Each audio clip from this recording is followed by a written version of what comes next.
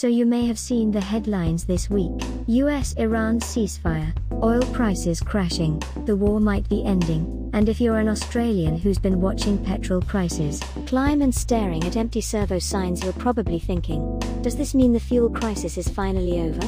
Short answer: not yet, and here's why that matters for your wallet right now. Let's start with what actually happened this week, because it was genuinely dramatic. For weeks, US President Trump had been threatening to obliterate Iran's civilian infrastructure, bridges, power plants, everything if Iran didn't reopen the Strait of Hormuz by Tuesday night at 8 p.m. Eastern Time. That deadline came and went, and less than 2 hours before it hit, a ceasefire was announced. Trump posted on Truth Social that the US had received a 10-point proposal from Iran and believed it was a workable basis for negotiations. A 2-week truce was declared. Global oil prices immediately crashed. West Texas Intermediate, the US crude benchmark, fell more than 16% in a single day. That's the biggest single-day drop since the depths of COVID in April 2020. International benchmark Brent crude dropped about 13%. Stock market surged. The Dow had its best day in a year. There was genuine global relief. But here's where things get complicated. And this is the part that most headlines are glossing over. The Strait of Hormuz is technically in ceasefire, but it is not actually open. Before the war, more than 100 ships passed through the strait every single day. In the first 24 hours after the ceasefire was announced, just 5 bulk carriers made the transit. Some shipping data suggests 9 vessels passed through in the first 2 days combined. That is a trickle, a fraction of normal traffic. And the reason is that Iran has not simply stepped aside and waved ships through. Iran has said that ships wanting to transit the strait must obtain its permission first. Tehran has also suggested it may impose a toll on vessels passing through, and in a move that sent shockwaves through the shipping industry, Iran's navy released a map indicating it may have laid sea mines in the strait and outlined the specific routes ships must take to avoid them. Sultan Al-Jaber, the CEO of Abu Dhabi's national oil company, put it bluntly: the Strait of Hormuz is not open. Access is being restricted, conditioned and controlled. That is not freedom of navigation. That is coercion. So when Trump declared victory and said the strait was open, the people actually running ships through it had a very different view. So what does all of this mean for Australia specifically? The honest answer is things will get better eventually, but not immediately, and not as fast as the ceasefire headlines might suggest. Australia's diesel prices hit a record high this week, surging 20 cents a litre in just 2 days. For context, that's on top of already elevated prices that have been building for weeks. Some analysts were forecasting unleaded petrol could approach $3.50 a litre before any real relief kicks in. Even with the ceasefire, experts are warning that meaningful price relief for Australian consumers could still be months away. Here's why. First, Iran targeted the oil and gas infrastructure of its Gulf neighbors during the war. Saudi Arabia, the UAE, Kuwait, Qatar, refineries and pipelines were damaged. Repairing that infrastructure takes time. Months, not days. Second, even if tankers start flowing through the strait again at normal rates, there's a massive backlog of ships that have been sitting idle in the Persian Gulf, some for over a month. Getting that traffic moving again takes time to coordinate. Third, insurance costs for ships transiting the strait remain elevated. Shipping companies need confidence that the route is genuinely safe before they commit their vessels.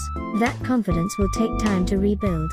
Fourth, and this is specific to Australia, our supply chains run through Asian refineries in South Korea, Singapore, and Malaysia. Those refineries also need to rebuild their own crude oil inventories before they can return to normal export volumes. That process takes weeks. Energy Minister Chris Bowen has said Australia's fuel supply is secure until May. That's the good news. We are not facing an imminent national shortage, but secure until May is not the same as back to normal. Bowen has also been warning Australians not to stockpile petrol at home, which suggests panic buying is still a concern in some areas. The government's emergency measures releasing reserves, lowering fuel quality standards, halving the fuel excise, sourcing alternative supplies from the US and Europe, have bought time, but they haven't fixed the underlying problem. One analyst from the University of Technology Sydney made the point clearly this week: even if the ceasefire holds, we could be well into the southern winter. before fuel supplies return to comfortable levels. For most Australians, that means more months of elevated prices at the pump. There's also the question of whether the ceasefire will actually hold. Iran has said this is not the end of the war, just a temporary pause. The 2-week window is meant to allow negotiations, with the US and Iran scheduled to meet in Pakistan this weekend for talks. But the signals from both sides are mixed. Iran accused the US of breaching the ceasefire within hours of it being announced.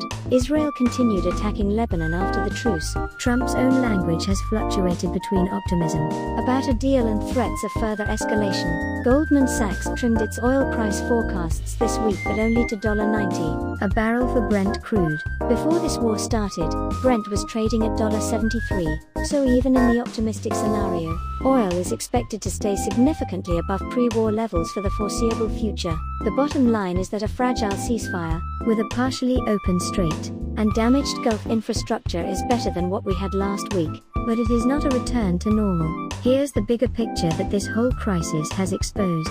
Australia is one of the world's largest energy exporters. We sell liquefied natural gas and thermal coal to half of Asia, and yet, because we shut down most of our domestic refineries over the past 2 decades to save on costs, we import more than 80% of our refined fuel from overseas. This crisis has made that vulnerability impossible to ignore. The question now is whether Australia will actually do something about it.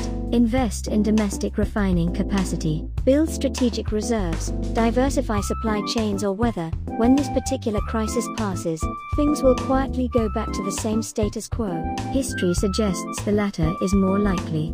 This same conversation happened after COVID, after the Ukraine war. Each time, the urgency faded once the immediate crisis passed. The Strait of Hormuz crisis of 2026 is the third major warning in 5 years. Whether it's also the third missed opportunity depends entirely on what happens next. So where does this leave you right now? Keep an eye on the weekend talks between the US and Iran in Pakistan. If those go well, that's a positive sign for a more durable settlement and faster normalization of oil supply. Expect petrol prices to remain elevated for at least several more weeks. Even in the best case, budget accordingly. And if you're watching the big picture, this is a moment when Australia's long-term energy strategy is genuinely up for debate. The politicians and policymakers who engage seriously with fuel sovereignty over the coming months will be shaping your cost of living for the next decade. The ceasefire is welcome news, but the fuel crisis is not over, not even close. That's the story for today. What do you think? Do you believe the ceasefire will hold? And do you think Australia will actually use this moment to fix its energy security problem? Or will it be business as usual once the crisis fades? Drop it in the comments. I genuinely want to hear what you think. Like and subscribe for daily Australian news breakdowns. See you next time.